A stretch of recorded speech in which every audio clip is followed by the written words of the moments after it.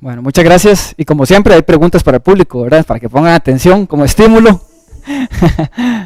El tema hoy es sobre pancreatitis aguda, que realmente ha tenido varios cambios en los últimos años.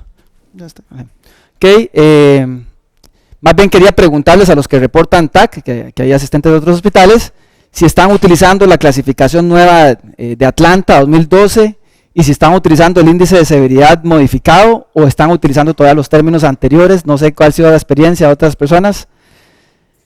¿Qué tipo de clasificación están usando a la hora de evaluar una pancreatitis?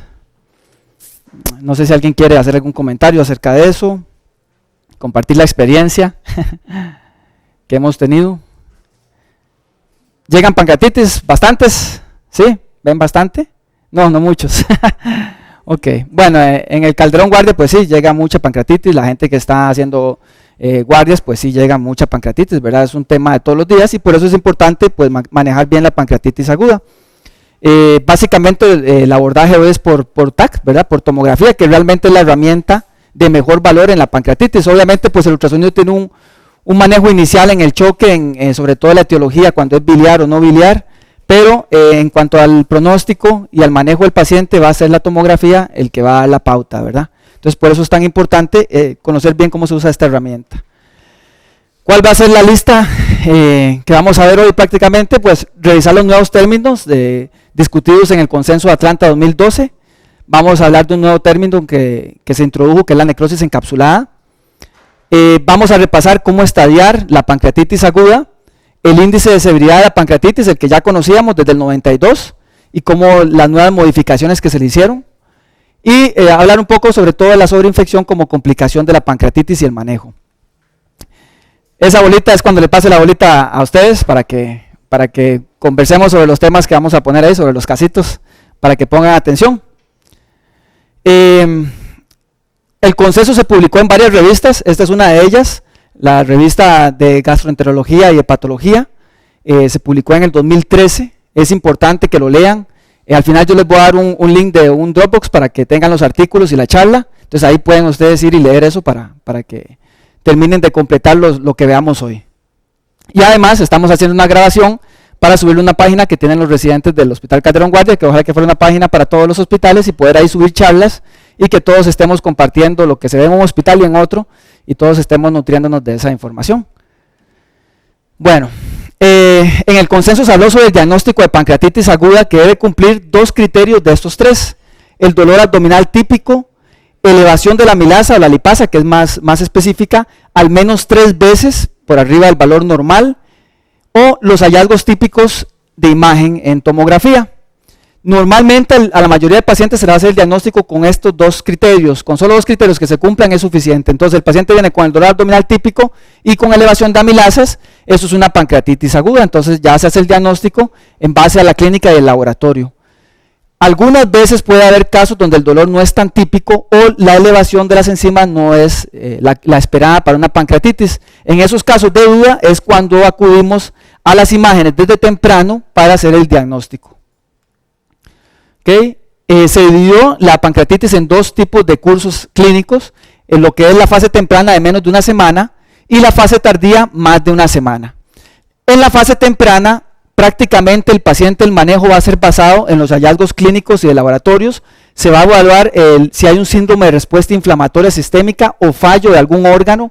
Eso va a ser lo que va a determinar cómo se maneja ese paciente, si es un paciente que se va a manejar ambulatorio, se va a manejar en un internamiento corriente o va a ser necesario internarlo en una unidad de cuidados intensivos para el manejo de la pancreatitis.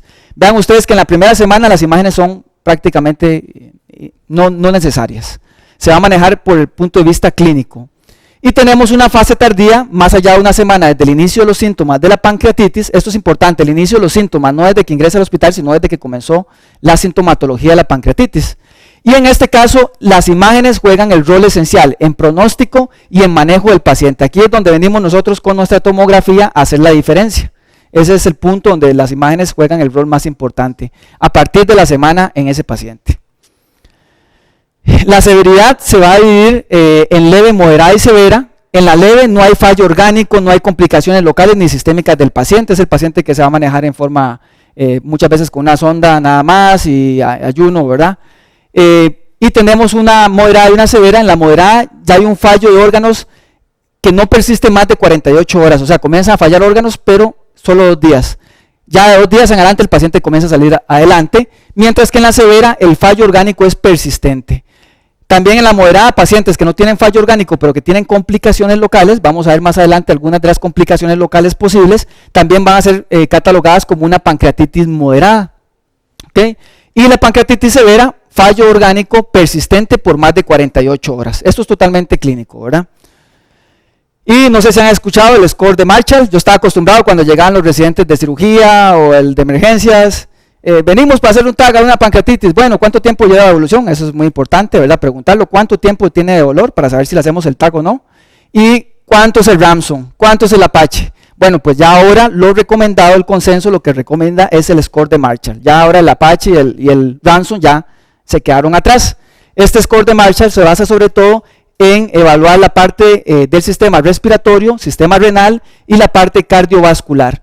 En base a estos hallazgos van a ver si el paciente va a tener un curso, un pronóstico más malo o más bueno, y si el paciente va a necesitar un soporte de ingresarlo a una unidad de cuidados intensivos. Entonces, esto es muy importante, conocer que existe el score de Marshall. No es solo para pancreatitis, pero es el que nos va a dar la evaluación inicial en la sala de emergencias para ver qué vamos a hacer con ese paciente.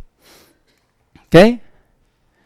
¿Y qué tipos morfológicos establecemos de pancreatitis? Hay 2 tipos morfológicos que ya habíamos conocido desde antes, y es la pancreatitis edematosa o intersticial y la pancreatitis necrotizante.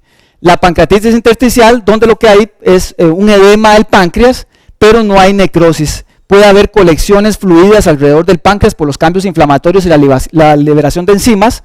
Y en la necrotizante, donde ya existe necrosis a nivel del páncreas o peripancreática, como vamos a ver más adelante, y entonces estas 2 pancreatitis cursan de modo muy distinto. Se sabe que la necrosis es el factor más importante en el pronóstico, ya eso se sabía desde los estudios de Baltasar, desde el 80 y resto, ya él había establecido que la necrosis pancreática era el factor pronóstico más importante. Y vean ustedes que el TAC tiene una precisión de un 87% para detectar la necrosis, o sea que el TAC es un estudio muy bueno, el TAC con contraste, para poder detectar la necrosis, que es el factor pronóstico más importante. Esto es del estudio de Baltasar. Vean ustedes, cuando no había necrosis, 0% pacientes se morían. Mientras que cuando hay necrosis, en esta serie se murieron bastantes pacientes cuando había necrosis presente. No, sin cuantificar cuánta necrosis, solo el hecho de tener necrosis ya hacía que ese paciente tuviera un curso diferente. ¿Okay? Entonces es por eso tan importante saber si estamos ante una pancreatitis solamente edematosa o una pancreatitis necrotizante. ¿Y qué es lo que viene nuevo en Atlanta 2012? Bueno, se dieron cuenta que la necrosis no solo es a nivel del páncreas, sino que también hay necrosis de la grasa peripancreática. Entonces se encontraron 3 tipos morfológicos de necrosis. Tenemos la necrosis parenquimatosa, que vean ustedes, menos del 5% de los casos, es rarísimo. Es rarísimo, necrosis solo del páncreas. Necrosis peripancreática, necrosis de la grasa que rodea el páncreas, hasta un 20% de los casos. Y la necrosis combinada, que son la gran mayoría de los casos que vemos, hasta un 75% de los casos cuando se combinan las 2. Comencé a buscar en la base de datos mía y resulta que no encontré ninguna necrosis parenquimatosa verdadera. Claro, eso no lo sabía porque esos casos los había visto hace mucho y entonces no sabía la nueva clasificación que viene ahora, ¿verdad? Entonces ya uno comienza a encontrar cosas distintas en los casos que uno tiene guardados. Entonces aquí vemos, vamos a pararla, ¿ok? En este caso, vean ustedes, tenemos un páncreas que está realzando con el medio de contraste. En el páncreas no hay problema, el problema está alrededor. El problema está alrededor y esto corresponde a necrosis de la grasa peripancreática. Y ahorita vamos a ver cómo diferenciar necrosis de la grasa peripancreática de los cambios inflamatorios o cambios líquidos que vemos en una pancreatitis intersticial. ¿Okay? Y en este otro caso, que es lo que vamos a ver frecuentemente, que es lo que va a llegar a nuestros hospitales, que es la necrosis combinada, donde tenemos cambios en el páncreas. Vean ustedes que no está realzando una porción del páncreas, ahorita vamos a ver más de cerca la necrosis, y también necrosis alrededor del páncreas. Entonces estos son casos combinados de necrosis parenquimatosa y necrosis peripancreática, que son el 80% de los casos que nos van a llegar. ¿Okay? Entonces es muy importante poder evaluar la necrosis parenquimatosa y peripancreática por TAC. Muy importante que vamos a comenzar a encontrar la necrosis después de, ojalá, 5 días. al principio, si hacemos un TAC a las 24, 48 horas, puede ser que el TAC esté sin necrosis, y si repetimos ese TAC a la semana, encontramos que hay necrosis del 100% del páncreas. Entonces, ¿por qué? Porque es un proceso evolutivo para que se produzca la isquemia. Una vez que comienza a haber la digestión del páncreas, comienza a haber edema y comienza a haber restricción vascular y se comienza a necrosar el páncreas. Entra en isquemia y se necrosa. Entonces, es muy importante no realizar la tomografía antes de 72 horas. Ojalá hacerla los 5 días en adelante, pero si hay que hacerla más pronto, no menos de 72 horas, porque vamos a poder tener falsos negativos, ¿verdad?, sobre necrosis. Si hay que hacer el estudio antes por presión o porque hay duda en el diagnóstico, se hace antes, pero sabemos que tenemos que repetir el estudio a unos 3 días después para ver qué pasó con ese páncreas. Y de hecho el paciente comienza a evolucionar mal y uno vuelve a repetir el TAC y está una cantidad de necrosis que no se vio en el estudio previo. Entonces, menos de 72 horas no podemos excluir la necrosis, ¿ok? Y es probable que entre más tiempo pase, la extensión de la necrosis sea mayor. ¿Cómo se prepara el paciente para una tomografía en un caso de una pancreatitis? No es necesario darle contraste oral, más bien contraste oral a veces nos puede producir artefacto, endurecimiento del haz, y entonces es mejor darle solamente agua y utilizar, eso sí, siempre medio contraste intravenoso, como en otros estudios de TAC, siempre de 3 a 5 mililitros por segundo, de 1 a 3 mililitros por kilo, ¿verdad? Más o menos 2 frascos en el promedio de adultos. Y muy importante realizar el estudio en una fase parenquimatosa pancreática, más o menos a los 45 segundos. Los que estuvieron el año pasado y vimos la charla de hígado trifásico, recuerdan que esta es la fase arterial tardía del hígado trifásico, mientras que la fase portal es a los 70 segundos. El páncreas realza un poquito antes que el hígado, entonces el páncreas lo vamos a ver mejor a unos 45 segundos de retardo. Eso es importante para ver mejor el realce del páncreas. Esto es con un tomógrafo de 16 detectores en promedio, ¿verdad?, que son los que tenemos en la mayoría de la institución, ¿verdad? Ok. ¿Cómo se ve la necrosis? Entonces la necrosis, lo que vamos a ver es un área del páncreas que no realza. Aquí tenemos un estudio precontraste, un estudio postcontraste, precontraste, postcontraste, este a nivel de la cabeza de páncreas, esto a nivel del cuerpo y la cola del páncreas. Entonces es un paciente que tiene necrosis de gran parte del cuello y el cuerpo del páncreas, pero que todavía tiene un parénquima viable a nivel de la cabeza de páncreas. Entonces, donde ustedes no vean realce, eso corresponde a necrosis. Si lo queremos cuantificar, cuando sea necesario, aunque como les digo es mucho subjetivo a nivel del ojo, ¿verdad? Uno ve que no hay realce y así detecta la necrosis. Si lo queremos cuantificar, debemos saber que cuando comparamos un estudio pre y post contraste, un páncreas normal realza de 60 a 100 unidades Hounsfield, luego a inyectarle en medio de contraste. Ahora bien, cuando tenemos una pancreatitis edematosa, el páncreas al tener edema baja un poco de su densidad, entonces puede ser que realce un poco menos, pero cuando el realce es menor a 30 UH, ya eso es diagnóstico de que hay necrosis. O sea, un realce menor a 30 UH, eso indica que esa parte está necrosada. Aquí vemos el ejemplo, no sé si se ve, no se ve, yo creo mucho. Aquí teníamos 23 UH y aquí subió a 66 UH. Perdón, vamos a ver. 23 UH, no, perdón, y aquí subió a 28 UH. O sea, la diferencia que hubo fue de 5 UH, o sea, prácticamente esta parte está necrosada. Y aquí pasó de 23 a 66. O sea, que ahí todavía había tejido viable, más de 30 UH hubo realce. Y uno lo ve, visualmente uno ve que hay realce a nivel de la cabeza del páncreas y no hay realce a nivel del cuerpo pancreático, ¿verdad? Entonces, esto es necrosis parenquimatosa de un páncreas, ¿verdad? Eso es la necrosis. Ahora vamos a ver lo que es la necrosis peripancreática, que eso es una de las cosas nuevas, los conceptos nuevos que se introdujo en Atlanta y que es un poco difícil a veces hacer el diagnóstico. Entonces, ¿qué es lo que pasa? Que la grasa no podemos medir el realce en el TAC. El páncreas sí realza, pero la grasa no realza. La grasa no tiene un realce como el páncreas, entonces no podemos evaluar si está realzando o no la grasa. Y lo que vamos a encontrar son cambios que vemos en una colección de líquido normal. Encontramos que hay un aumento de la atenuación de la grasa, hay opacidades lineales y hay pequeñas colecciones en la grasa. Eso exactamente se ve igual cuando hay líquido peripancreático por una pancreatitis intersticial. Entonces, ¿cómo hacemos la diferencia para saber si es una necrosis peripancreática o simplemente es una colección fluida aguda peripancreática? Entonces, el secreto está en que si ustedes ven que hay necrosis parenquimatosa, recuerden que era combinado el 80% de los casos, automáticamente cuando hay necrosis de páncreas, eso es necrosis peripancreática y punto, no hay que hacerse bolas, es necrosis peripancreática. El otro secreto es que el aspecto de la grasa necrosada es heterogénea. Y un último tips es que cuando ustedes lo evolucionan a los días, ojalá agarren a este paciente a los 5 días, ya va a comenzar a formarse una tenue pared alrededor de la colección de necrosis. Eso es también diagnóstico de que es necrosis peripancreática y no colección fluida. ¿Okay? Entonces aquí tenemos necrosis de páncreas, vean ustedes partecitas que realzan del páncreas y un área grande necrosada, y tenemos cambios en la grasa alrededor del páncreas, que esto antes le decíamos que eran colecciones de peripancreáticas. Ahora con la nueva clasificación de Atlanta, esto es necrosis de la grasa peripancreática, áreas heterogéneas acompañadas de un páncreas necrosado.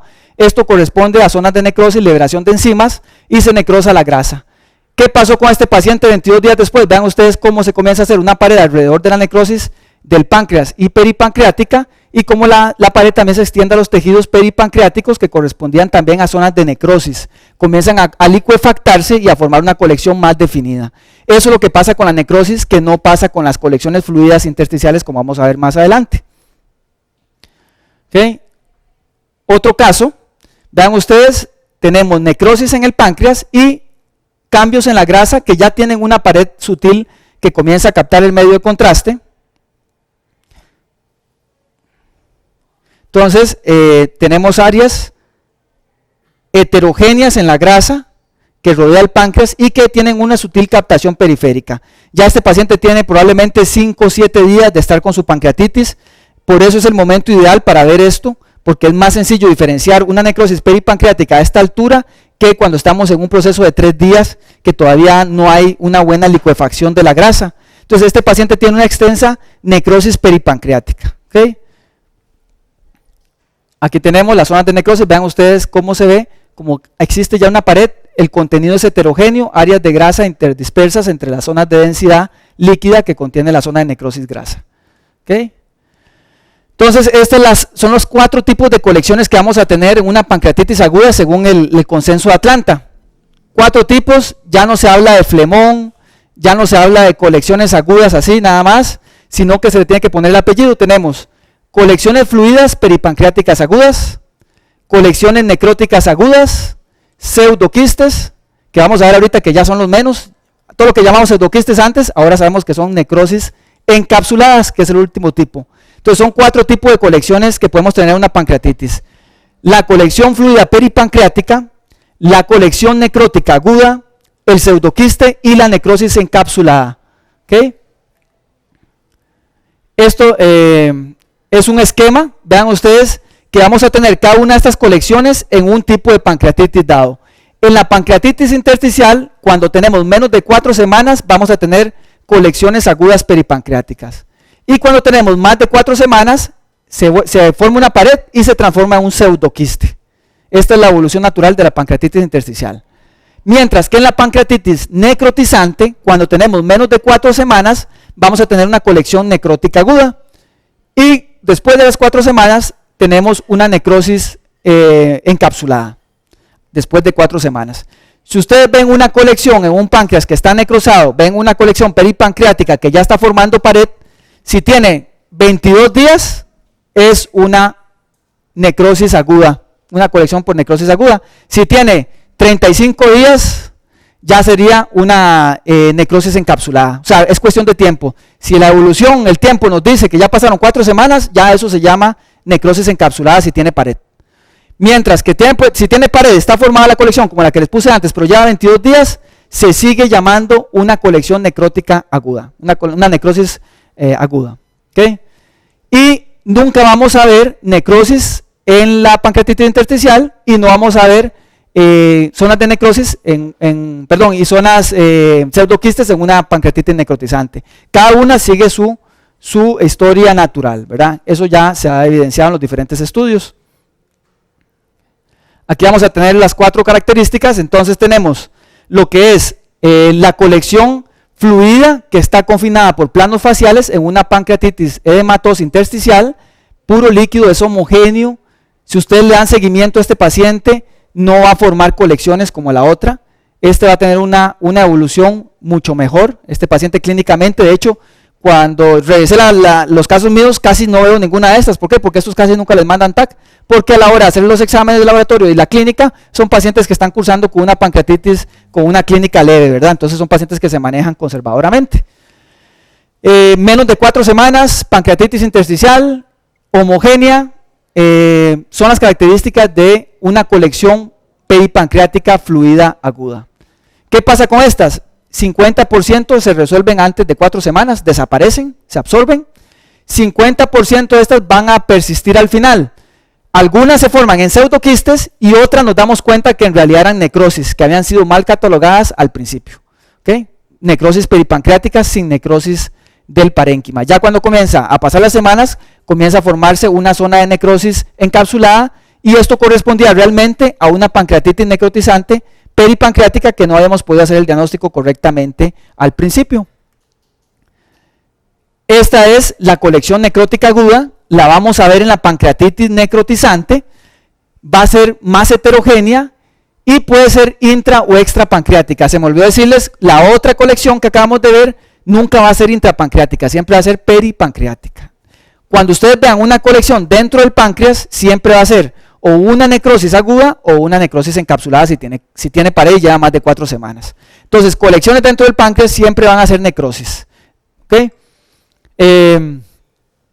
Esta es una colección necrótica aguda, lo que dijimos antes, hay colecciones heterogéneas acompañando necrosis del parénquima pancreático. Eso hace el diagnóstico de una necrosis aguda. ¿Qué pasa con la necrosis aguda? Es otra evolución totalmente distinta, por eso es muy importante poder detectarlas a tiempo. Tenemos que el 60% de estas necrosis van a avanzar a una necrosis encapsulada, se van a formar pared y se van a quedar ahí un tiempo. 20% se infectan y 20% nada más desaparecen, a diferencia del 50% que habíamos visto en las colecciones fluidas. Las colecciones fluidas generalmente se absorben, mientras que aquí, vean ustedes que solo el 20% va a resolver. La mayoría va a evolucionar o a una encapsulación o se va a infectar, que las dos cosas son malas. Y cuando pasan 4 semanas vamos a tener el pseudoquiste, que tiene una pared bien definida, que es de contenido totalmente homogéneo, líquido homogéneo, y que acompaña una pancreatitis intersticial. Entonces, si ustedes tienen la evolución de imágenes, van a poder hacer el diagnóstico muy fácil, porque tienen las imágenes previas que eran una pancreatitis intersticial y han ido cómo evoluciona esa colección peripancreática, cómo se va encapsulando y va formando un pseudoquiste. Así es más fácil diferenciarlo de las zonas de necrosis cuando tenemos toda la evolución, que es lo ideal. A veces el paciente llega tardíamente, ¿verdad? Llega un paciente o llega desde otro hospital, no tenían imagen, entonces no tenemos estudios previos, y entonces hay que hacer el diagnóstico del pseudoquiste cuando ustedes ven que la colección está extrapancreática, adyacente al páncreas, y que es una colección homogénea, con una pared bien definida. Obviamente ya el paciente lleva más de 4 semanas de evolución de su pancreatitis. ¿Qué pasa con los pseudoquistes? Ya ahora se considera que son bastante raros en realidad. Antes hacíamos todo, eran pseudoquistes, ahora sabemos que muchos son necrosis encapsuladas. Entonces, cuando son parenquimatosos ya no se consideran pseudoquistes. Sin embargo, todavía existen pseudoquistes parenquimatosos, sobre todo cuando ustedes ven pacientes con pancreatitis crónica o cuando ustedes encuentran una imagen de colección líquida bien definida en un páncreas, pero con dilatación del conducto. Ahí aún así pueden ser pseudoquistes. Generalmente las colecciones de necrosis no dilatan el conducto pancreático. El 80% de los pseudoquistes, si son menores a 6 centímetros, van a desaparecer en 6 semanas. O sea, la mayoría se quitan solitos. Cuando están intrapancreático o en pancreatitis crónica, pueden asociar dilatación del conducto, que es uno de los diagnósticos diferenciales de colección dentro del páncreas. Y llegamos finalmente a la necrosis encapsulada, después de 4 semanas, cuando comienza a formarse una pared alrededor de la necrosis parenquimatosa y peripancreática. Vean, aquí también hay otra. Son heterogéneas, tienen contenido un poco más inhomogéneo que el pseudoquiste, y sobre todo ustedes van viendo la evolución, y estas comprometen generalmente también el páncreas. Entonces, si está comprometido el páncreas, necrosis automáticamente, ¿verdad? Compromiso del páncreas, necrosis. Muy bien. Entonces, estas son las nuevas colecciones, en la nueva terminología que tenemos que usar ahora en lo que es la descripción de la pancreatitis aguda. Un resumen: entonces tenemos una fase temprana, la primera semana. Recuerden, aquí va a ser por índices clínicos y de laboratorio, ¿verdad? Y la fase tardía más de una semana, que es donde comienzan a jugar el rol importante las imágenes. Las diferentes severidades, según si hay fallo orgánico o no hay fallo orgánico, ¿verdad? Entonces vamos a verla en leve, moderada, si el fallo orgánico es menos de 48 horas, y severa cuando persiste el fallo orgánico. Y los dos tipos que tenemos, la edematosa o intersticial y la necrotizante, cada una con sus colecciones. Colección fluida aguda peripancreática, menos de 4 semanas, y pseudoquiste más de 4 semanas en la intersticial.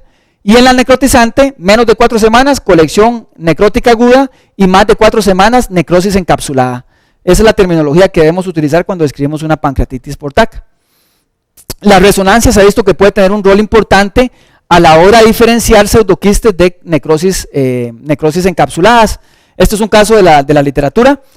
Vemos imágenes de pseudoquistes que en la resonancia pues muestran que es líquido sin ningún contenido adentro, mientras que esta otra, que se ve exactamente igual que un pseudoquiste, a la hora de hacer la resonancia se observa que tiene un montón de diferentes tejidos en su interior, porque hay necrosis, hay zonas de necrosis no viable dentro del interior de la colección. ¿Qué es lo que hace la diferencia en una necrosis encapsulada de un pseudoquiste? Que si usted le mete un pigtail al pseudoquiste, usted lo puede drenar, porque es líquido. El líquido le mide las enzimas, ahí tiene la amilasa elevada. ¿Cómo se forman pseudoquistes? Son pequeñas rupturas de los conductos, generalmente de los conductos secundarios, y acumulan amilasa y forman una colección de amilasa. Mientras que la necrosis es necrosis del parénquima que se encapsula, se hace una pared, una pseudopared, y entonces si usted mete un pigtail no se va a drenar esa colección, más bien se infecta. Entonces estos pacientes se deben manejar con debridación generalmente, o deben colocarse, por lo menos en nuestro servicio de ahora en el hospital hay gastroenterólogos que colocan, hacen una fístula a través del estómago, colocan varios pigtail para mantener abierto el espacio y a través de eso drenan el tejido necrótico, ¿verdad? Entonces se tiene que hacer un manejo distinto, no es solo de meterle el pigtail, o se debe usar un pigtail muy grueso para poder drenar el material necrótico que hay dentro de esa colección. O sea, el manejo es distinto, ¿verdad? Bueno, muy bien, entonces esa es la terminología nueva de Atlanta, y vamos ahora con lo que es clasificar la severidad. ¿Cómo clasificamos la severidad de la pancreatitis? Pues bueno, todos hemos utilizado siempre el índice de Baltasar y la cuantificación de necrosis, ¿verdad? Los dos juntos dan lo que llamamos el índice de severidad por TAC de la pancreatitis, que son 10 puntos, si mal no lo recuerdan, ¿verdad? Estos son lo que hemos usado hasta ahora, lo que es la gradación de Baltasar. El A, que es un páncreas normal de apariencia, paciente con clínica de pancreatitis con enzimas elevadas, pero por tomografía vemos un páncreas totalmente normal. Eso es un Baltasar A. El Baltasar B, tenemos un páncreas que está aumentado de tamaño, aumento de volumen. A veces cuando son pacientes que tienen infiltración grasa del páncreas, que el páncreas se ve cribiforme, entonces lo que vamos a ver es pérdida de ese aspecto cerebriforme que tiene el páncreas, ¿verdad? Se dematiza, entonces se pierden los contornos. Eso es un Baltasar B. Baltasar C, tenemos los cambios del páncreas, y además hay cambios a nivel de la grasa peripancreática. Eso es un Baltasar C. El D, cuando tenemos colecciones fluidas en una sola localización, y el E, cuando tenemos 2 o más colecciones fluidas, o más bien más de 2 localizaciones de colecciones fluidas, como vamos a ver después, o tenemos gas a nivel del retroperitoneo o en el páncreas o adyacente al páncreas, ¿verdad? Entonces eso es un Baltasar E. ¿Okay? Y luego lo otro que cuantificamos es la necrosis del páncreas. La necrosis la dividimos 0% de necrosis, no hay necrosis, o sea, es una pancreatitis intersticial o tiene necrosis peripancreática, que es lo que vamos a ver más adelante. Menos del 30% de necrosis, del 30 al 50% y más del 50% de necrosis. Vean ustedes que en el índice de severidad los Baltasar van sumando de 1 en 1, mientras que la necrosis va sumando de 2 en 2. ¿Por qué? Porque la necrosis es un factor pronóstico más fuerte. La necrosis es el factor pronóstico más fuerte a la hora de indicar la severidad de esa pancreatitis. Baltasar desde el 85 comienza a publicar lo que después se llamó la escala de Baltasar, y ya para el 92, para el primer consenso de Atlanta, ya él se aceptó este índice de severidad como la forma de estadiar la pancreatitis aguda. ¿Okay? Entonces aquí tenemos algunos ejemplos: un Baltasar A, un páncreas de aspecto normal; un Baltasar B, un páncreas edematoso sin cambios en la grasa, y un Baltasar C, un páncreas edematoso con cambios peripancreáticos. Eso correspondería a un Baltasar C. ¿Qué hacemos con las colecciones? Que siempre es un enredo, nadie sabe cómo medir las colecciones y cómo cuantificarlas, que si una, que si dos, que si tres, que si cuatro. Entonces, cuando estamos estallando para Baltasar, solo estamos usando las colecciones retroperitoneales. Líquido intraperitoneal no se toma en cuenta, es colecciones retroperitoneales. No importa si son colecciones fluidas agudas o en necrosis, sigue siendo una colección. Y lo que pasa es que cada espacio o ligamento afectado cuenta como una. Entonces, si ustedes tienen ya dos afectaciones de espacios, dos espacios afectados, ya esos son dos colecciones, eso correspondería a un Baltasar E, ¿verdad? Entonces, eso es lo importante. Y cuando ustedes se dan cuenta de esto, comienzan a ver que casi que todas las pancreatitis tienen Baltasar. De C brincan a E, porque no hay ninguna que tenga solo una colección, cuesta mucho ver una que tenga solo una colección. El páncreas, por su localización, las enzimas pueden salir y llenar lo que es el mesocolon transverso. Ahí está el colon transverso, se pueden meter por acá, pueden rodear el colon, pueden pasar al aumento mayor, pueden irse para la raíz del mesenterio del intestino delgado, se van para la raíz del mesenterio del intestino delgado, ustedes lo van a determinar en el TAC porque tienen cambios en la grasa alrededor de la vena mesentérica y la arteria mesentérica. Puede extenderse hacia la región pararrenal anterior, vamos a ver ahorita, tanto derecha como izquierda. Recuerden que ahí comparte el espacio con el colon ascendente y el colon descendente. Por acá va a estar el ligamento gastroesplénico, y también se puede extender al espacio espleno-renal. Todas esas partes están ahí cerca del páncreas. Ahí en todos esos lados puede drenar enzima y producir necrosis o colecciones inflamatorias. Esta es la anatomía axial. Entonces tenemos el páncreas, las enzimas se pueden ir al espacio pararrenal anterior, tanto izquierdo como derecho, lo más frecuente izquierdo por la localización de la pancreatitis. Entonces aquí tenemos unos ejemplos. Entonces vean ustedes, tenemos colecciones hacia la zona del ligamento gastroesplénico. ¿Cómo sabemos que estamos en la zona del ligamento gastroesplénico? Vemos el estómago por acá anda el fondo, aquí tenemos el vaso, esto es el espacio gastroesplénico. Cualquier cosa que haya ahí va a estar en el ligamento gastroesplénico, un pseudoquiste, una colección, lo que ustedes quieran, un tumor está invadiendo el espacio gastroesplénico. Y cuando la colección rodea la arteria y la vena esplénica, estamos hablando de que ya está invadiendo el espacio espleno-renal. Esa vena y esa arteria pasan por el espacio espleno-renal. Entonces, cuando ustedes ven que la colección envuelve la arteria y la vena esplénica, estamos ya en el espacio espleno-renal. Entonces, ya solo ahí tenemos dos colecciones, y esta colección probablemente es continuidad de la colección pararrenal anterior. Ya hay tres colecciones solamente en ese corte, ¿verdad? Entonces, vean ustedes rápidamente Baltasar E, ¿verdad? Inmediatamente. Aquí tenemos una colección en el espacio pararrenal anterior, izquierdo. Recuerden ustedes que aquí también tenemos un espacio intraperitoneal, la corredera paracólica o la gotiera paracólica, que es el peritoneo donde hace una reflexión por encima del colon y se devuelve. Entonces, cuando tenemos líquido intraperitoneal, vamos a tener que el líquido contacta con las asas de intestino delgado y rodea la cara anterior y externa del colon ascendente o colon descendente.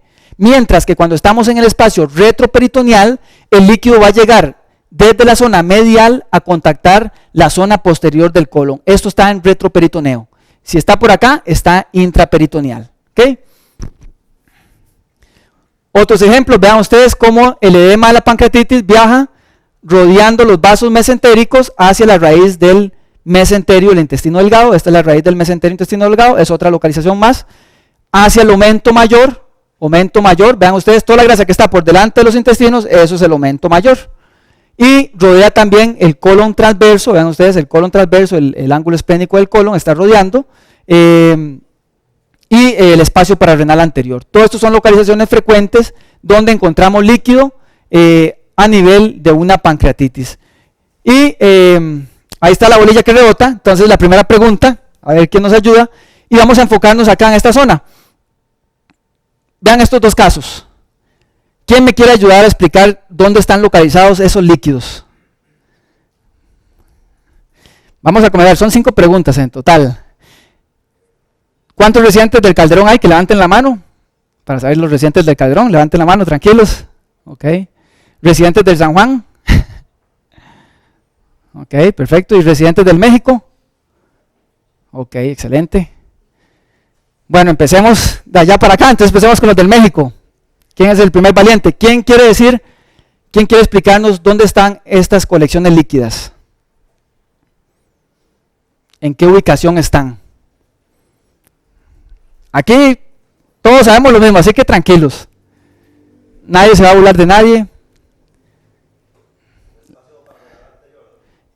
¿Cuál? ¿Las dos o una de ellas? ¿Cuál te parece que está en el pararrenal anterior?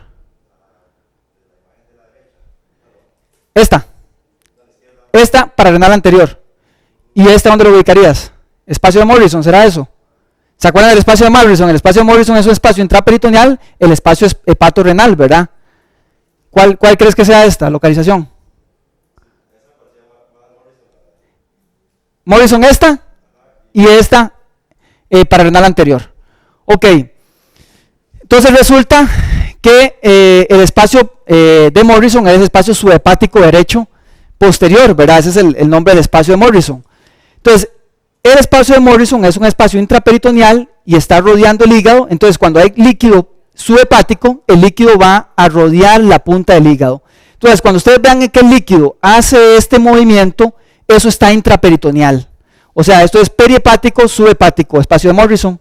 Mientras que si el líquido se queda confinado en este plano, esto está retroperitoneal. Esto está en el espacio pararrenal anterior. ¿Por qué yo sé que esto está retroperitoneal, esto está intraperitoneal? Porque este rodea, este no rodea, terminó aquí.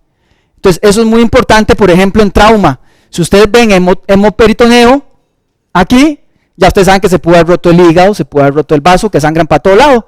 Pero si ustedes ven sangre aquí, tuvo que haberse roto algo del espacio retroperitoneal. Entonces, es muy importante cuando ustedes están viendo un tag de trauma en emergencias, entonces saber la localización, si el líquido es intra o retroperitoneal. Entonces, eso es un tip para saber cuando es extraperitoneal o cuando es intraperitoneal. Intraperitoneal rodea el borde del hígado, extraperitoneal se queda limitado. Eso está en el espacio pararrenal anterior. Excelente, muy bien. ¿Okay? Y cuando encontramos aire en páncreas, aire en retroperitoneo, vamos a tener automáticamente un Baltasar. Recuerden que Baltasar es dos colecciones o dos localizaciones de colección o aire a nivel retroperitoneal. ¿Por qué puede haber aire a nivel retroperitoneal? Porque se infectó, que es lo más frecuente, y generalmente la infección es polimicrobiana por translocación de bacterias a partir del intestino, o porque se perforó una víscera hueca, que también puede pasar en la pancreatitis. Entonces, ya sabemos las colecciones, ya vimos la morfología, Baltasar A, B, C, D y E. Y ahora la otra parte del índice de TAC es valorar la necrosis del parénquima. Entonces, sabemos que esta necrosis es el principal elemento pronóstico, entonces tenemos que hacerlo bien.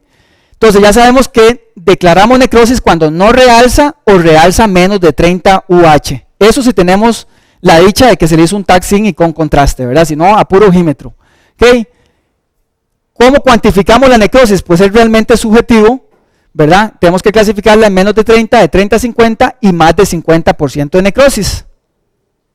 Entonces ahí tenemos el páncreas. Y entonces más o menos la cola es un 30, el cuerpo es un 30, la cabeza es un 30 y el cuello es un 10, suman 100. Más o menos así podemos cuantificar y tener una idea de cuánta necrosis hay en ese páncreas. ¿Okay? Entonces vamos a hacer otra pregunta. Venimos para acá, entonces seguimos con los del San Juan. Simplemente es que estadiemos este TAC. Hagamos el índice de severidad de la pancreatitis por TAC. Entonces vamos a pararlo, ¿verdad? Porque si no así está muy rápido. ¿Okay? ¿Quién me va a ayudar? Del San Juan de Dios.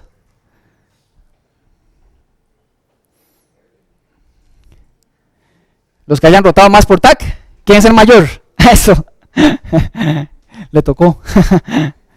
Ok, entonces vamos a revisar estas imágenes. Ok, tenemos ahí el páncreas. Ok. ¿Qué te parece?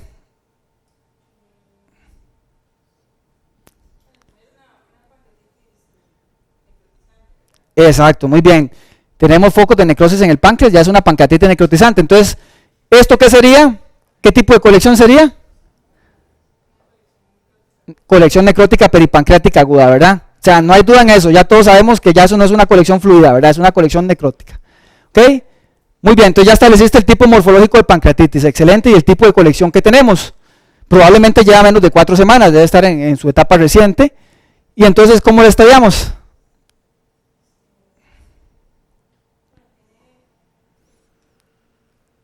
¿Qué quieres ver primero, las colecciones o la necrosis? Ok, entonces veamos las colecciones.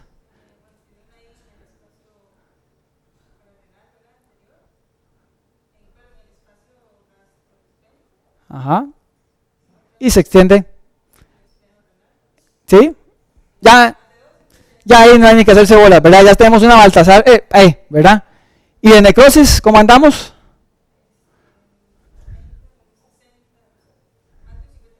¿Te parece que es más de 50? Tenemos cabeza conservada, cuellillo todavía se la juega, cuerpo, hay focos del cuerpo, pero no está todo, cola. Vean ustedes que es muy subjetivo, alguien puede decirme, a mí me parece que es más del 50, a mí me pareció que era del 30 al 50, pero es bastante subjetivo. De hecho, se han hecho estudios y a la hora de comparar lo que ve un observador y ve otro, a veces uno clasifica el porcentaje de necrosis diferente, ¿verdad? Eso es un problema. Esto es una pancreatitis posterior a una CPR, vean ustedes acá, la vesícula la ven llena de medio contraste, le habían hecho una CPR, ahí queda el medio contraste atrapado en la vesícula, y después sí desarrolló una pancreatitis, ¿verdad? Que es una de las complicaciones posibles de una CPR. Muchas gracias, doctora. Este es un caso con una necrosis mayor al 50% definitivamente. Vean ustedes que hay pequeños focos tal vez de páncreas rescatable, ¿verdad? La mayoría del páncreas está necrosado. Entonces, esta es una necrosis de más del 50%. Bueno, no le pusimos el puntaje al anterior. Entonces, teníamos un Baltasar E, son 4 puntos. Y de 30 a 50% de necrosis, son otros 4 puntos. Sería un 8 de 10 puntos, ¿verdad? Eso ya es una pancreatitis severa por imagen. Muy bien. Y entonces, ahora, borremos todo el cassette, borremos Baltasar y borremos el índice de severidad como lo conocíamos y vemos el índice nuevo. Este es el que se está usando ahora. El nuevo índice de TAC es el modificado, y ya fue ya recomendado en esta consenso de Atlanta del 2012, ya es el que se aconseja utilizar. De hecho, los que tienen Radiology Tools, el cosillo en el iPhone, ustedes ven que cuando se meten ahí, la que aparece es esta, automáticamente. ¿Cómo se usa esta? Realmente al principio uno lo ve más enredado, pero es más sencillo. Es más sencillo. ¿Qué es lo que están haciendo ellos? Páncreas normal, 0 puntos. Un páncreas que tiene anormalidades intrínsecas, con o sin inflamación alrededor, no importa, son 2 puntos automáticamente. Y cuando tenemos una colección fluida, 1, 2, 3, 4, 5, con aire, sin aire, como quieran, 4 puntos automáticamente. O sea, ya no nos hacemos bolas. Van de 2 en 2, 0, 2 y 4. Páncreas normal 0, páncreas inflamado 2, y si ya tiene líquido alrededor, 4. No importa dónde están ni cuántas son. Entonces ya no simplifica para eso de que, bueno, que tiene una, que tal vez tiene 2, que, verán, no, ya si tiene colección es automáticamente 4 puntos. Y en cuanto a la necrosis, se observó en los diferentes estudios pronósticos que cuando el paciente tenía más de 30% de necrosis, evolucionaba casi tan mal que cuando tenía más del 50%. Entonces se juntaron las dos categorías. Entonces las dividimos en los pacientes que no tienen necrosis, 0 puntos, pacientes que tienen menos de 30% de necrosis, 2 puntos, y pacientes que tienen más de 30% de necrosis, 4 puntos. Y apareció un factor que no se tomó en cuenta antes, que son las complicaciones extrapancreáticas. Si el paciente tiene derrame pleural, 2 puntos más. Si el paciente tiene ascitis, 2 puntos más. O sea, cualquier cosa extrapancreática que tenga el paciente suma 2 puntos. Ascitis, derrame pleural, cambios vasculares como una trombosis, isquemia de uno de los órganos, una colección subcapsular en el hígado o en el vaso, complicaciones gastrointestinales como edema al intestino o perforación del intestino, eso le sumaba otros 2 puntos. Entonces, al final tenemos 10 puntos también. 4 puntos del tipo morfológico del páncreas y sus colecciones, 4 puntos por la necrosis y 2 puntos por cualquier afectación externa al páncreas que exista. Que eso no lo tomaba en cuenta el índice anterior. Entonces, igual, vamos a 10, un score de 10, que va a ir 0,2, una pancreatitis leve, moderada 4,6 y severa 8 o 10. Vean que van de 2 en 2, entonces no hay forma de hacerlo impar. ¿Ok? Entonces, al principio cuesta. Cuando uno compara con la anterior, vean ustedes que hay varios cambios, pero después de que ustedes ya la comienzan a ver, se dan cuenta que en realidad se quitan todos esos errores que teníamos antes de que no se podía clasificar de una forma a la otra porque había dudas que uno veía uno y la otra veía 2 o más o menos de 30%. ¿Okay? Entonces, este es el índice modificado para severidad de pancreatitis actual. ¿Lo han estado usando? ¿Alguien lo ha usado? No, en los que hacen guardias, residentes, cuando reportan pancreatitis, ¿usan el índice de severidad o no, realmente nunca lo usan? Sí se usa. ¿Y cuál se usaba, este o el anterior? El anterior, ok, perfecto. No, entonces, bueno, ya hay que ir haciendo el cambio y hay que ir haciendo el cambio en nuestros servicios para comenzar a utilizar el índice modificado, a ver cómo nos va. Y la nueva terminología, ok. Vamos de nuevo con preguntas, ahora siguen los del Calderón. Ok, entonces estaríamos este paciente. ¿Quién del Calderón va a ayudarme? ¿Quién es el mayor? Dani. No se esconda. A ver, Dani, ¿qué te parece entonces?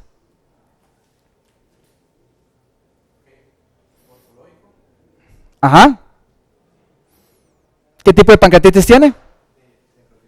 Una pancreatitis necrotizante combinada, ¿verdad? ¿Ah? Exacto. 4 puntos porque tiene colecciones, no importa cuántas. Ok.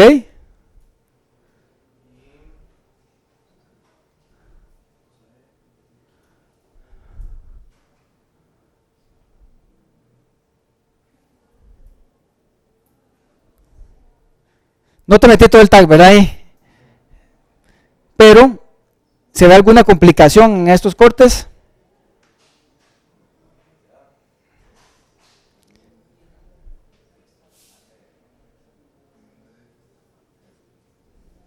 Tiene colecciones, tiene necrosis más del 30%, son 8 puntos.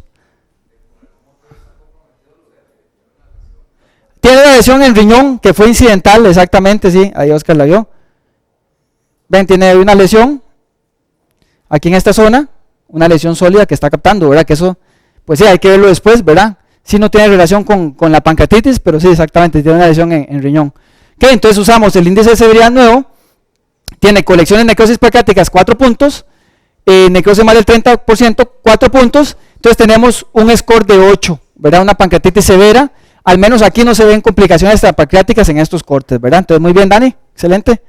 Ok, pancreatitis severa es el diagnóstico. Una pancreatitis necrotizante severa por índice de severidad de TAC. Modificado. Las complicaciones más frecuentes son la infección, es la complicación más frecuente en una pancreatitis aguda. Vean ustedes que hasta el 20% de la pancreatitis necrotizante, de las colecciones necróticas agudas, se van a infectar por translocación de bacterias. El pico de infección va a ser a las 2-4 semanas de evolución de la pancreatitis. El gas solamente lo vamos a ver en un 22% de los casos. Entonces, cuando ustedes ven gas en una colección necrotizante, automáticamente el diagnóstico es de que está sobreinfectada. Ya no se habla de absceso pancreático, ya no se habla de pus, sino que se habla de necrosis infectada, ¿verdad? Así es el término que se utiliza, es infección de la necrosis. Y la mortalidad puede ser muy alta, hasta un 70% de ese paciente ocupa probablemente una dehibridación quirúrgica, ¿verdad? Hay que ir a quitar los restos necróticos donde está la infección. Como los casos que tienen gas son tan pocos, muchas veces cuando la sospecha clínica de un paciente que evoluciona tórpidamente, que no está evolucionando bien, hay que realizar una punción con aguja fina para obtener material y mandarlo a cultivar. Ese es el método usual. Cuando tenemos dudas de si una área de necrosis está infectada o no, hay que punzarla, sacar muestra y mandarla a estudiar, ¿verdad? Si no tiene gas. Si tiene gas, automáticamente hacemos el diagnóstico de que está infectada. ¿Okay? Entonces aquí tenemos otro caso. Y ven ustedes, gran cantidad de gas, donde tendría que estar el páncreas, gran cantidad de gas. Esto es una necrosis aguda infectada. Vean ustedes que está sustituyendo gran parte del páncreas, ahí estaba necrosado, se infectó y se llena de gas. Entonces, esto es una pancreatitis aguda necrotizante con una colección necrótica infectada con gas a nivel del retroperitoneo. Ajá. En este caso, pues sí, puede ser más de un 90%, sin embargo, más de 30% ya es 4 puntos, entonces no hace falta estadiarlo, o sea, no hace falta decir tanto. Entonces uno nada más dice que hay bastante necrosis y que está infectada, eso es lo que va a hacer para que el gastroenterólogo busque al cirujano y lo traten de operar lo más pronto posible, ¿verdad? Ok, muy bien. Entonces sí, pues ustedes si quieren escribir, pero sinceramente esa es la idea del índice de severidad. Si tiene más de 30%, listo, ya es 4 puntos, entonces ya ahí no te afecta tanto. ¿Verdad? Entonces no es tan importante decir, uy, es que tiene un 92, a mí me parece que tiene un 87. No, ¿verdad? No es necesario. Entonces, nada más describirlo, lo que es importante realmente para el clínico, que es pancreatitis, que es necrotizante, que es una colección necrótica infectada, que compromete gran parte del páncreas, y entonces este paciente lo que debería hacer es enviado a sala para hacer una debridación quirúrgica, ¿verdad? Por la mortalidad que puede tener. Entonces aquí tenemos otra vez otro resumen: pancreatitis aguda, la intersticial, que nos trata mejor, va a evolucionar de una fluida aguda menos de 4 semanas a un pseudoquiste más de 4 semanas, y la necrotizante, que evoluciona a una colección necrótica aguda y esta a una necrosis encapsulada. Cualquiera de las 4 se puede infectar, puede estar estéril o puede estar infectada. Cualquiera de las 4, un pseudoquiste se puede infectar, pues sí, es muy raro, pero se puede infectar. Una colección peripancreática o una pancreatitis intersticial se puede infectar, sí se puede infectar, pero es muy raro. Ya ustedes saben que el 50% de estas van a desaparecer rápidamente. De los pseudoquistes, los que son pequeñitos se van a desaparecer también, y estas son las del problema, o sea, la necrosis es el problema, ¿verdad? Es la que hace la diferencia. Ok, vamos con otro caso. Paciente con un dolor abdominal con amilasa en 60 unidades por litro, y entonces les llevan el TAC para que ustedes lo evalúen. Entonces ya llega el paciente, sospechan que por el dolor abdominal puede tener una pancreatitis y se los mandan a ustedes. Ok. Muy bien, entonces comencemos con los del México otra vez. ¿Qué les parece? ¿Quién quiere ayudar? Ya no dejen al hombre solo, porque ya ayudó una vez, ahora les toca otra, ¿verdad? ¿Quién me quiere ayudar? A ver qué nos parece esta pancreatitis o qué es. Ok. Entonces, tiene una colección perisplénica, ok.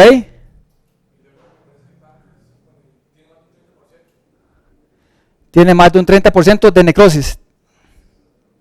Ok. ¿Y aquí esto qué es? ¿Ese gas está adentro, está afuera?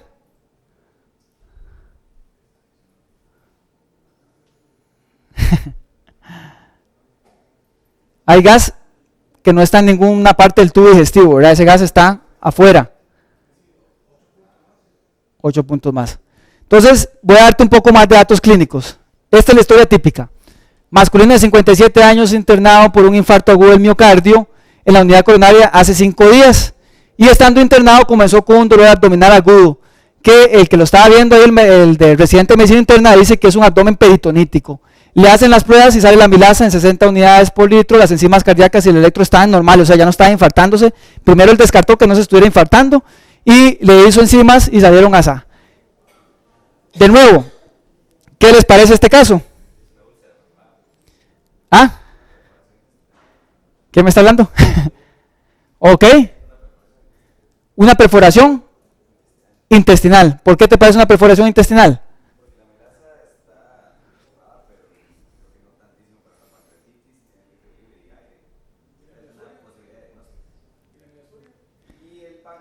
No lo han hecho. Ok, ok, perfecto. Muy bien, entonces, ¿y una perforación intestinal qué tan frecuente es?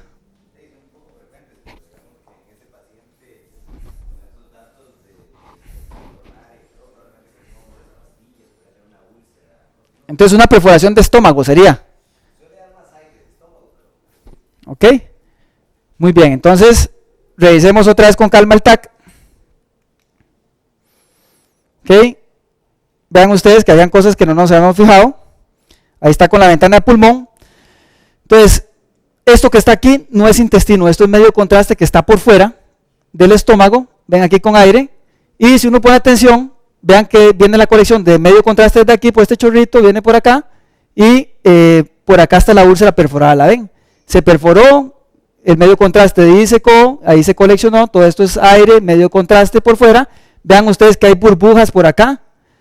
Y esta es la historia frecuente, el paciente que ingresa por otra cosa, se estresa en la cama, le dan un montón de antiinflamatorios, de cosas para anticoagularlo, y entonces se le úlcera la úlcera se perfora y comienza con un abdomen agudo.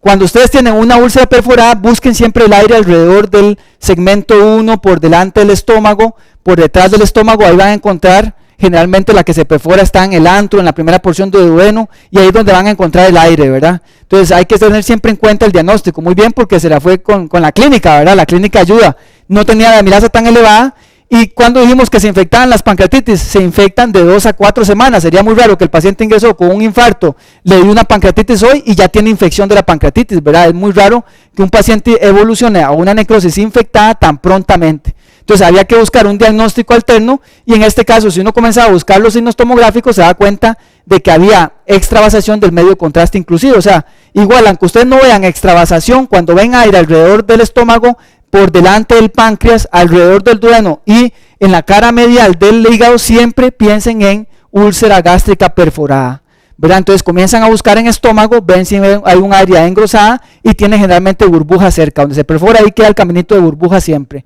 No esperen a encontrar mucho aire, pues sí, esto en placa no se va a ver, ¿verdad? El neumoperitoneo, ¿verdad?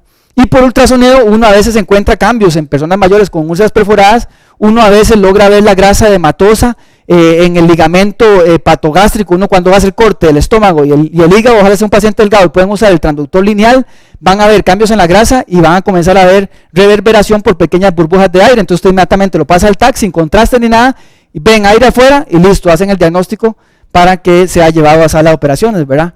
Entonces siempre pensar en úlcera gástrica, que es muy importante hacer el diagnóstico. Excelente, entonces, muy bien. ¿Ok? Aquí tenemos otro caso. Entonces, esta era una necrosis encapsulada, ya más de 4 semanas de evolución, que le colocaron un drenaje. Primero se le había colocado un drenaje percutáneo, ¿lo ven ahí? No drenó nada. ¿Por qué? Porque es una necrosis encapsulada, entonces drena muy poco. Luego entonces los gastros le pusieron 2 pigtails a nivel del estómago, salud, para tratar de drenar más, ponen 2 pigtails para tratar de abrir el orificio y que quede el orificio permeable y comienza a salir la necrosis, ¿verdad? Tratando de hacer más grande el orificio, ¿verdad? Entonces lo que pasa con estas necrosis encapsuladas es que cuesta mucho drenarla, la evolución de la necrosis encapsulada es muy tórpida. Este paciente 3 meses después, vean que todavía se redujo la colección, pero todavía sigue ahí la colección. Y como complicación apareció otra colección sufrénica perihepática, sufrénica derecha, también con aire. Entonces, ¿qué pasó? ¿Dónde salió esta colección? Al final, viendo los TAC, nos dimos cuenta que si seguíamos la colección, se comunicaba hasta la segunda porción, segunda porción de duodeno. Resulta que si nos devolvemos, ya después viendo con los gastros, les quedó la zona del pigtail metida a nivel del duodeno, y parece que esto perforó, porque ya cuando lo llevaron a sala de operaciones tenía un hueco en el duodeno. Parece que los pigtail perforaron una zona del duodeno y ahí se complicó y hizo el paciente un absceso sufrénico además de que no se logró evacuar completamente la zona de necrosis encapsulada. Por eso estas zonas de necrosis encapsulada muchas veces lo que hay que hacer es llevarlas a salas si persisten, ¿verdad? Para debridamiento. Okay, ahí el problema es convencer a los cirujanos a veces, ¿verdad? De que la lleven. Ok. Necrosis central, a veces tenemos necrosis en el centro del páncreas y esto nos va a llevar como complicación que tengamos una total división del páncreas, en este caso. Vean ustedes cómo el conducto terminaba, toda esta zona se necrosó del páncreas y quedó la cola separada de la cabeza, ¿verdad? Es una de las complicaciones cuando tenemos una necrosis importante a nivel central del páncreas, ¿verdad? Una de las posibles complicaciones, necrosis central del páncreas y el conducto queda aislado. ¿Okay? Tenemos un pseudoquiste, habíamos hablado que cuando tenemos colecciones intrapancreáticas prácticamente todas van a ser necrosis, ¿verdad? Todas van a ser colecciones de necrosis aguda y necrosis encapsuladas posteriormente. En este caso pensamos que es un pseudoquiste debido a que tiene dilatación del conducto. El paciente por la clínica ha tenido como criterios de pancreatitis crónica, entonces pensamos que es un pseudoquiste pancreático que está produciendo dilatación del conducto. Cuando ustedes ven dilatación del conducto, esto orienta más a un verdadero pseudoquiste que a una necrosis, porque la necrosis generalmente no produce dilatación del conducto pancreático. Y vamos con otra pregunta para los de San Juan esta vez. ¿Okay? ¿Qué les parece esa imagen?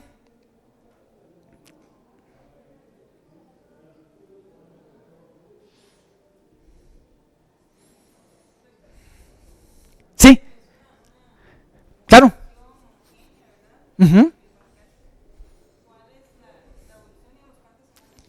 Tiene más de 4 semanas ya. ¿Te parece un pseudoquiste de páncreas? ¿Ok? ¿Tiene algún otro hallazgo este TAC? Para poner la pausa otra vez. ¿Hay algo más que nos llame la atención en esta lesión?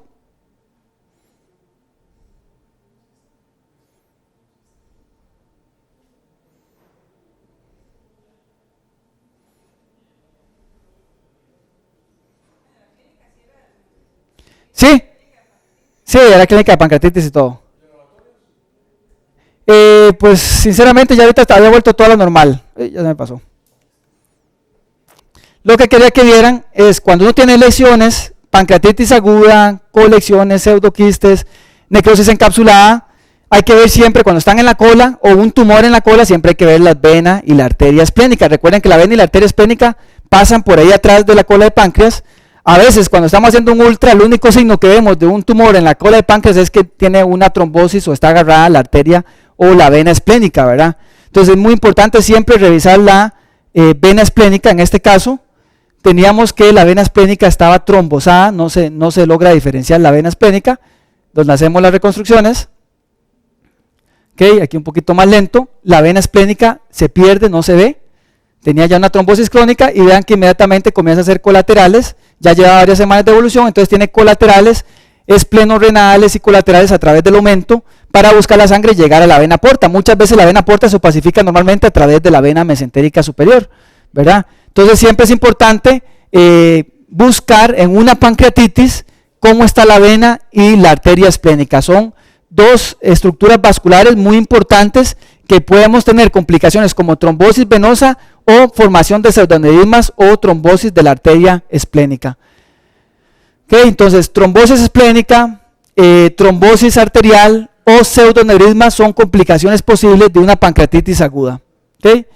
Este otro caso, teníamos ya cambios vasculares en un vaso, había afectación de la arteria, ustedes ven cómo se estrecha la vena y la arteria a la hora de pasar por el área. Vean ustedes, tenemos una pancreatitis que era probablemente necrótica, ¿verdad? Tenemos aire inclusive en la colección, entonces esto es una colección necrótica aguda e infectada, probablemente habría que ver cuánto tiempo de evolución tiene, pero está infectada y es una colección necrótica, y asociaba además afectación vascular de la arteria y la vena esplénica, ¿verdad? Que son una de las posibles complicaciones.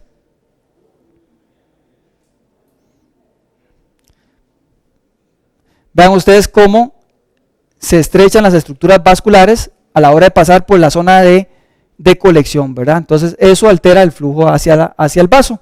Entonces es uno de los hallazgos que podemos tener en pancreatitis. Igual, cualquier lesión de páncreas, busquen siempre los vasos, ¿verdad? Eso les ayuda mucho a diferenciar. Cuando estamos con un neo de cabeza de páncreas, si ustedes encuentran la porta tomada, amputada, la vena mesentérica superior amputada, eso va a ir a favor de que sea un tumor, ¿verdad? Entonces ustedes ven una lesión de páncreas o no saben, ven algo raro en el páncreas, no estoy seguro si es o no es lo que estoy viendo en ultrasonido, es un tumor o no es un tumor, sigan la vena mesentérica superior y si hace stop, eso es algo malo porque se está comiendo la confluencia venosa. Es uno de los signos que uno busca y que le puede ayudar a diferenciar o a saber que ahí hay algo y mandarle un tag, ¿verdad? Entonces es importante siempre ver las estructuras vasculares. Recuerden que el páncreas está muy cercano a estructuras vasculares importantes que uno puede ver por imagen, ¿verdad? Okay. Esto es un lupus y pancreatitis. Vean ustedes un trombo en la vena mesentérica superior. Ahí está un trombo agudo. Esta es la cabeza del páncreas. Tenía, bueno, cambios hepáticos y las colecciones, y esto era una pancreatitis con trombosis de la vena mesentérica superior. ¿Okay? Y vamos para otra pregunta. Calderón seguía. ¿Okay? Entonces, esta es una paciente que tuvo una pancreatitis por aciatropina. Tomaba aciatropina, hizo una pancreatitis, Entonces, ¿qué les parece esta pancreatitis? ¿Quién me va a ayudar? ¿Ya pasó Ani? ¿Quién sigue? Los que están rotando por TAC.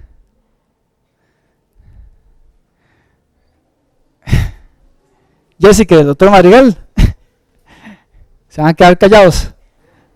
Ok. Entonces, una pancreatitis por aciatropina. ¿Qué te parece? ¿Qué tipo morfológico de pancreatitis?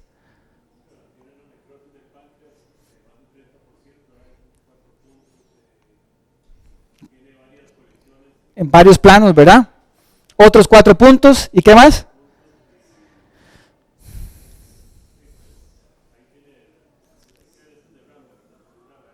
Este sería ascitis, ¿verdad? Ascitis, porque no vemos aquí el pulmón todavía. Tiene otros 2 puntos, ¿verdad? Tiene 10 puntos, ya solo con eso. Excelente. Entonces, una pancreatitis necrotizante con colecciones por necrosis aguda con un índice de severidad de 10 puntos, ¿verdad? Ok. ¿Algo más le llama la atención de ese TAC? ¿Le ven algo más raro al paciente? Tiene un defecto de la esplénica, probablemente está afectada también. Excelente. Muy bien. Está un poco también, exactamente. O sea, hay cambios alrededor vasculares que están comprimiendo y probablemente también trombosis parcial de la esplénica. Excelente. Y además hay otra cosa más que llama la atención.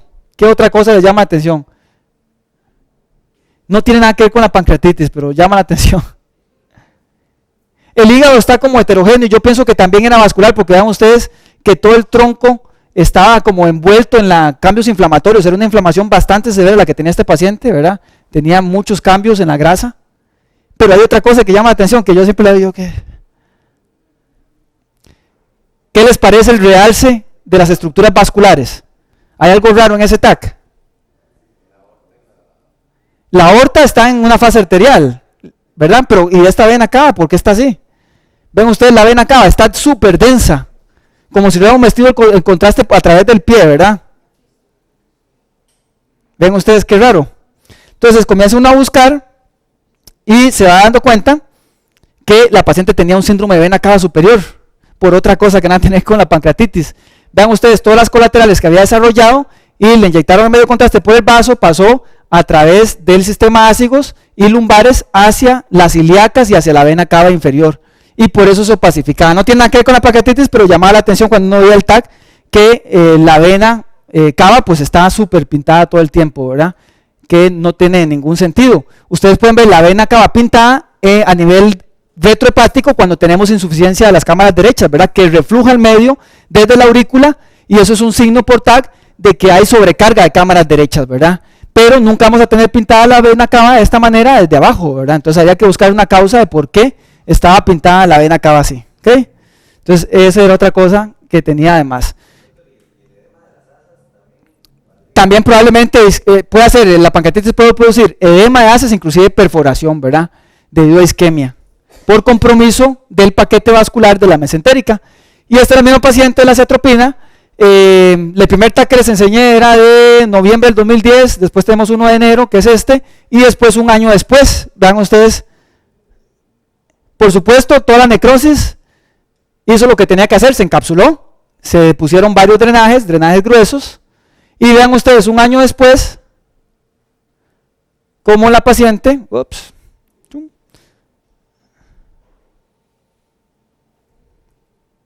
ya me estoy adelantando. ¿Okay? Vean ustedes un año después, un páncreas prácticamente conservado, únicamente que quedó sin la cola, ¿verdad? Se resolvieron todas las colecciones, se resolvió lo de la vena cava, ¿lo ven? Ya está normal. ¿Okay? Vean ustedes que la paciente quedó bien a pesar de todo un año después, ¿verdad? ¿Okay? Es una pancreatitis por aciatropina. Y esto trae las complicaciones, un pseudoneurisma de la arteria esplénica que se puede romper y formar una verdadera pancreatitis necrohemorrágica, ¿verdad? Ya ahora sí hay hemorragia. Entonces esa es la famosa pancreatitis hemorrágica por ruptura de alguna estructura vascular, muchas veces la esplénica, sobre todo cuando hay presencia de un pseudoneurisma, que son complicaciones posibles en una pancreatitis. ¿Okay? Bueno, ya para resumir entonces, básicamente tenemos que hacer el TAC en el momento adecuado, no menos de 72 horas, ojalá de 5 días para adelante, si podemos parar a los clínicos, ustedes saben que a veces presionan mucho, y si se muere es culpa suya, entonces, de verdad, si se muere es culpa suya siempre, ¿verdad? La terminología correcta en las colecciones, recuerden las colecciones necróticas agudas y las necróticas encapsuladas, la categorización por índice de TAC y la modificación, ¿verdad? La modificación. Los signos de infección siempre hay que buscarlos y buscar las complicaciones, ¿verdad? La infección, las vasculares, es importante que las busquen cuando están viendo y evaluando una pancreatitis. Muchas gracias. Ahí les dejo la bibliografía más relevante. Ahí les paso el Dropbox para que vean la charla. Ahí pueden ver la charla y tienen ahí los artículos también. Hay varios articulillos ahí que les subí para que los tengan. ¿Okay? No sé si tienen alguna pregunta, algún comentario.